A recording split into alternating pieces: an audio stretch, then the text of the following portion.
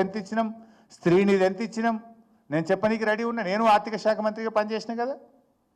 10,000 కోట్లు కూడా ఇవ్వలేదని పచ్చి అబద్ధాలు జస్ట్ స్లీపింగ్ రిమార్క్స్ చేస్తే ఎట్లా బట్టి గారు, అండ్ పర్సనల్ కామెంట్స్ చేస్తే ఎట్లా? నువ్వు వాస్తవాలు తెలుసుకొని మాట్లాడు, నిజాయితీగా మాట్లాడు.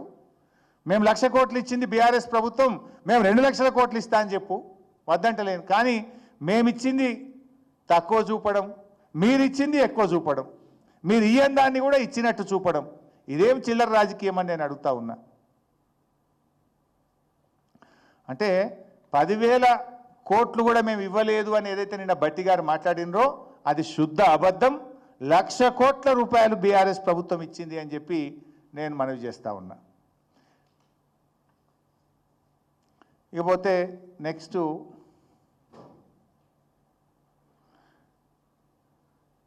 రేవంత్ రెడ్డి గారు పాపం పాలన చేతగాక ప్రకృతి మీద కూడా నిందలేసిండు. అది కూడా ఒకసారి చూద్దాం, చూసిన తర్వాత మాట్లాడదాం. ఆయనకు ఎండలు ఎక్కువ వచ్చినాయి అన్నట్టుండు పాపం. రేవంత్ రెడ్డిని తిట్టొచ్చు, నన్ను తిట్టడం కోసం మీ పైశాచిక ఆనందం మంచిదాని బీఆర్ఎస్ వల్ల నేను అడుగుతున్నా.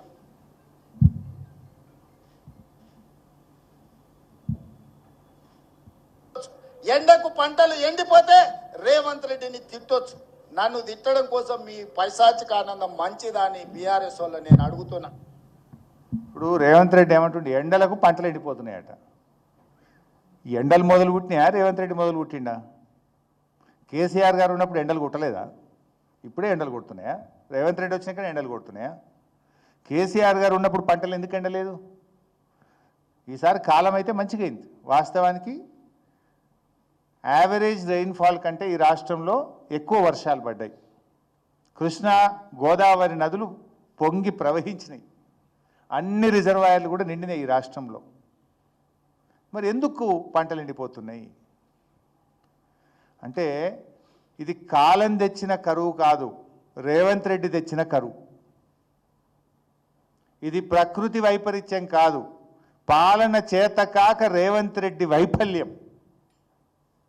ప్రకృతి వైపరీత్యం కాదు, ఇది రేవంత్ రెడ్డి వైఫల్యం. ముమ్మాటికి ఇది నిజం. నేను సాక్ష్యాధారాలతో సహా చూపించదలుచుకున్నా. ఎందుకంటే ఎండలు ఎప్పుడూ ఉంటాయి.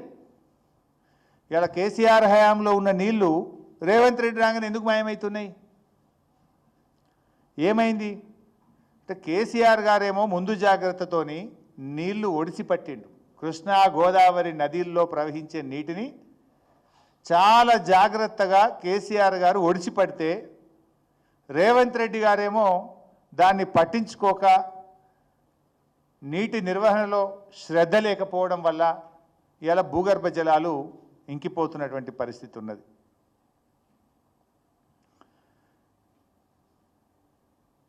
కేసీఆర్ గారు సముద్రంలో కలవకుండా కృష్ణా గోదావరి జలాలను మన చెరువుల్లోకి, మన చెక్ డ్యాముల్లోకి, మన రిజర్వాయర్లలో ఒడిసిపట్టే ప్రయత్నం చేసిండు. రేవంత్ రెడ్డి ఏమో విడిచిపెట్టిండు. కేసీఆర్ ఒడిసిపడితే రేవంత్ రెడ్డి విడిచిపెట్టిండు. అందువల్ల ఈ సమస్య వచ్చింది. ఒకవైపు ఆంధ్ర మొత్తం నీళ్లు తీసుకుపోయింది, ఈయన నిద్రపోయిండు. ఇంకొక వైపు దేవాదులలో కావలసిన నీళ్లు ఉన్నాయి, మోటార్లు ఆన్ చేయలే వీళ్ళు. ఇప్పుడు కూడా నీళ్ళున్నాయి దేవాదులలో. కేసీఆర్ గారు కట్టిన సమ్మక్క సాగర్ బ్యారేజ్ వల్ల అద్భుతంగా నీళ్లున్నాయి. కేవలం నిర్లక్ష్యం, రాష్ట్ర ప్రభుత్వ నిర్లక్ష్యం వల్ల ఇవాళ వరంగల్ జిల్లాలో 1,00,000 ఎకరాల్లో పంట ఎండిపోతున్న పరిస్థితి ఉన్నది.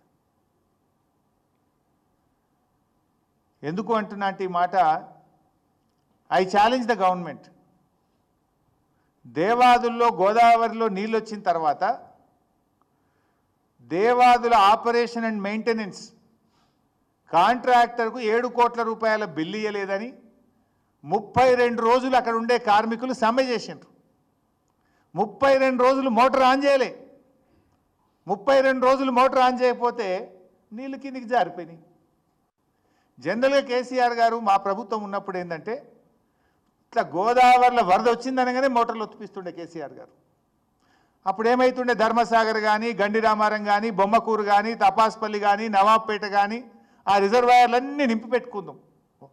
ఫుల్గా నింపి పెట్టుకుంటే ఏమవుతుండే, ఎండాకాలం రాగానే ఇటు పొలాలకు ఇడుదురు, అటు వచ్చేది వస్తుండే, రెండు కలిపి బ్యాలెన్స్ అవుతుండే.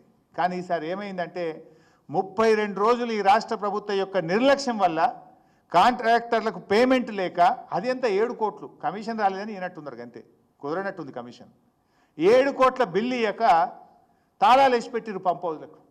తాళాలు వేసి పెడితే నీళ్లు నింపలే. ఇప్పుడు నీళ్లు జాలక ప్రజలు కొట్లాడుకుంటున్న పరిస్థితి, కళ్ళ ముందు పంట ఎండిపోతున్న పరిస్థితి. ఇప్పుడు కేసీఆర్ గారు ఎండలు కొడుతున్నాయని ఏమైనా పంటలు ఎండబెట్టిండా? ఎండాకాలంలో కూడా కేసీఆర్ హయాంలో చెరువులు మత్తళ్ళు దుంకినాయి, చెక్ డ్యాములు అలుగు దుంకినాయి, కాలువలన్నీ కూడా నీటితో కలకలలాడినాయి. కానీ రేవంత్ రెడ్డి గారి నిర్లక్ష్యం వల్ల 32 రోజులు దేవాదుల పంపులు ఆన్ చేయకపోవడం వల్ల, రిజర్వాయర్లలో నీళ్లు నింపకపోవడం వల్ల ఇవాళ 1,00,000 ఎకరాల్లో దేవాదుల్లో పంటలు ఎండిపోతున్నటువంటి పరిస్థితి. వరంగల్ జిల్లాలో జనగామ కానీ, పాలకుర్తి కానీ అనేక నియోజకవర్గాల్లో ఇవాళ పంటలు ఎండిపోతున్నాయి. రైతులంతా కూడా గొల్లున ఏడుస్తున్నటువంటి పరిస్థితి. సో ఇవాళ రేవంత్ రెడ్డి ఏమంటాడు, ఎండలు కొడితే పంటలు ఎండిపోతే నేనేం చేయాలంటాడు. మరి కేసీఆర్ ఉన్నప్పుడు ఎండలు కొట్టలేదా బిడ్డ?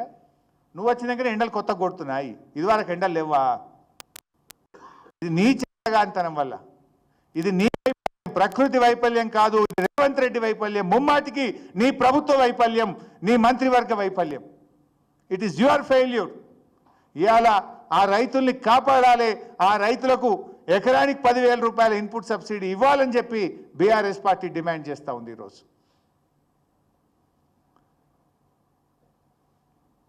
ఇవాళ కూడా కేసీఆర్ గారు కట్టించిన సమ్మక్క సాగర్ బ్యారేజీలో 3.5 టీఎంసీల నీళ్లు ఉన్నాయి. ఇవాళ కూడా, ఇప్పుడు కూడా నీళ్లు ఉన్నాయి. నీళ్లు లేక కాదు, నీ ప్రభుత్వ వైఫల్యం. అట్లే శ్రీశైలంలా మీరు చూసింది ఈసారి ఎన్ని నీళ్లు పోయినాయి సముద్రంలో. శ్రీశైలంలో బ్రహ్మాండమైన వరద వస్తుంటే 25 రోజులు కల్వకుర్తి మోటార్లు ఆన్ చేయలే. మా నిరంజన్ అన్నాడు, ప్రెస్ మీట్ పెట్టిండు, మహబూబ్ నగర్ జిల్లాలో మోటార్లు ఆన్ చేయండి, వరద వస్తుంది, సముద్రంలో పోతున్నాయి నీళ్ళని మొత్తుకుంటే కూడా కల్వకుర్తి ఎత్తిపోతల పథకం లిఫ్ట్లు 25 రోజులు ప్రారంభించలే.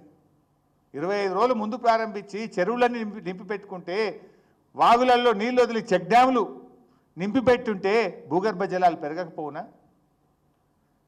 రైతులకు మేలు జరగకపోవునా? ఇప్పుడు నువ్వు ఇంత బేలగా ఎండ కొట్టింది కనుక ఎండిపోతుందని నువ్వు ఇంత బేలగా మాట్లాడాల్సిన పరిస్థితి నీకు వచ్చినా? ఇంకెంతకాలం ఇట్లా నువ్వు దాచుకుంటావు, ఎంతకాలం తప్పించుకుంటావు? ఇవాళ ఇంకా ఆయన మాట్లాడతాడు పైశాచిక ఆనందం అట. ఎవరిది పైశాచిక ఆనందం? రేవంత్ రెడ్డి గారు హైడ్రా పెట్టి పేదోళ్ళ ఇండ్లు కూలగొట్టి నువ్వు పైశాచిక ఆనందం పొందినవు. చిన్నపిల్లలు నా స్కూలు బ్యాగులు తెచ్చుకుంటా, నా వాటర్ క్యాన్ తెచ్చుకుంటా అంటే కూడా టైం ఇవ్వకుండా ఆ పసిపిల్లలను కూడా ఏడిపించి పైశాచిక ఆనందం పొందినవు కదా రేవంత్ రెడ్డి నువ్వు. లగచర్ల గిరిజన రైతులకు బేడీలు వేసి జైల్లో పెట్టి నువ్వు పైశాచిక ఆనందం పొందినవు. ఓట్లేసిన రైతులకు బేడీలు వేసిన చరిత్ర నీది పైశాచిక ఆనందం. ఆశా వర్కర్లు కోటికి వస్తే వాళ్ళను పోలీసుల చేతకు ఎగిరెగిరి కొట్టించినావు కదా. మగ పోలీసులతో కొట్టించి ఆశా వర్కర్లను అరెస్టు చేసి నువ్వు పైశాచిక ఆనందం పొందినవు. అల్లు అర్జున్ను అరెస్ట్ చేసి నీ పేరు మర్చిపోయిందని చెప్పి అరెస్ట్ చేసి నువ్వు పైశాచిక ఆనందం పొందినవు. నిరుద్యోగ యువకులు అశోక్ నగర్లో ధర్నా చేస్తే సెంట్రల్ లైబ్రరీలో లాఠీలను జులిపించి వాళ్ళ వీపులు పగలగొట్టి పైశాచిక ఆనందం పొందినవు కదా రేవంత్ రెడ్డి. చివరికి గుమ్మడి నరసయ్య గారు 4 సార్లు వస్తే అపాయింట్మెంట్ ఇవ్వకుండా కూడా పైశాచిక ఆనందం పొందిన చరిత్ర నీది. మేమేమో పంటలు కాపాడాలి, రైతులు బాగుండాలని మేము దల్లాడుతున్నాం. కానీ నువ్వు అధికారంతో